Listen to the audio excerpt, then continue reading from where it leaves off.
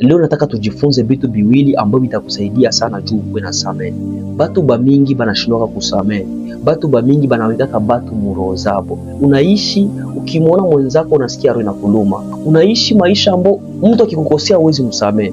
Mtu hata akwambie umsamehe, unamsamehe lakini au yamsamehe kweli kweli. Nataka nikwambie vitu viwili vitakusaidia sana uishi maisha ya kusamehe.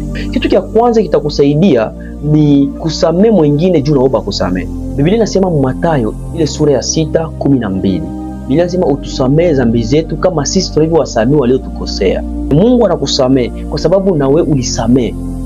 Batu bamingi banaishi maisha upendi kusamehe mtu mwingine, lakini tani kuambia siku ya leo kuwa ukijifunza kusamehe mtu mwingine, ukijifunza kumhurumia mtu mwingine, Mungu naye atakuhurumia.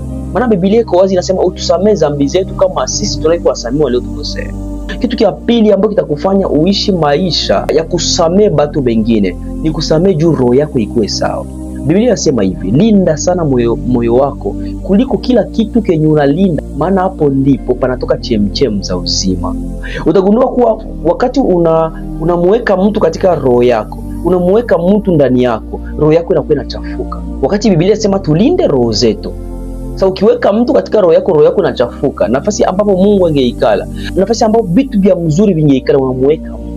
Na Biblia inasema Mungu anapenda si tumuweke katika roho zetu. Wakati ukiweka mtu roho yako, maana unakimbiza Mungu ndani yako. Haleluya. Maana ni vitu viwili. Kitu cha kwanza inabidi umsamehe mwingine juu na wewe Mungu akusamehe. Kitu cha pili inabidi usamehe mtu mwingine juu mtoshe roho yako, Mungu ndiye ikale roho yako. Usiweke mtu roho yako, inabidi umweke Mungu roho yako. Na itakuwa baraka sana juu ya maisha yako. Mungu akubariki.